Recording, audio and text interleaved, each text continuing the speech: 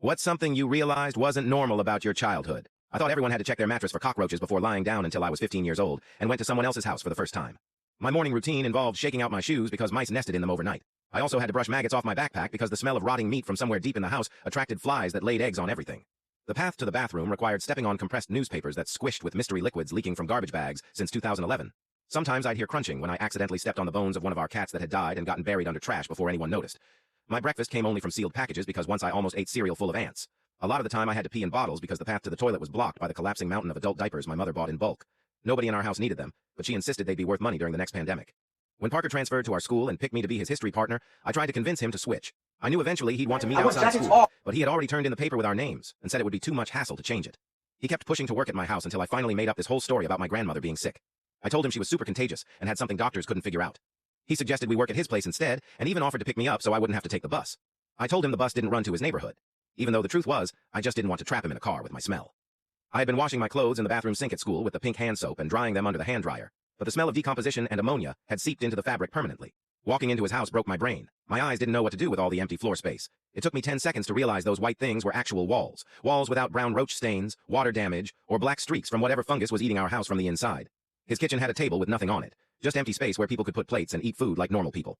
When he opened a cabinet, there were dishes stacked neatly instead of falling out in an avalanche of broken stuff and mouse poop. He pulled out 2 clean glasses without having to wash them first or check for dead bugs inside. His refrigerator opened without throwing your whole body against it because the seal wasn't broken from years of rot inside. There were leftovers in containers with actual lids and vegetables that were green like they were supposed to be instead of brown liquid in plastic bags. The milk was just milk, not chunks floating in yellow water. When he said, "God, my mom is such a neat freak."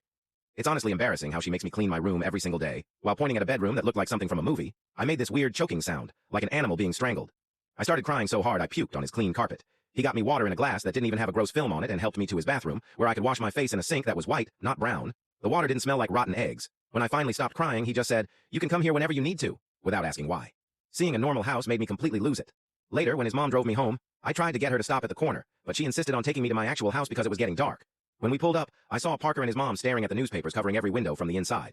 They saw the shopping carts my mother had stolen from grocery stores, rusted and piled in the yard, and the dead tree covered in moldy plastic bags she hung to dry so she could reuse them, even though they were covered in mold and bird crap. Parker's mom tried to hide it, but I could see she was horrified. Parker grabbed my arm before I got out and whispered, "My mom says you can stay at our house whenever you need to." And I knew they understood everything without me having to explain. I thanked them both and ran inside, careful not to open the door wide enough for them to see the disaster within. That night, while my mother was passed out, I started with one corner of my room and filled a trash bag with obvious garbage. Food wrappers from when I was in elementary school, and tissues so old they turned to dust when I touched them.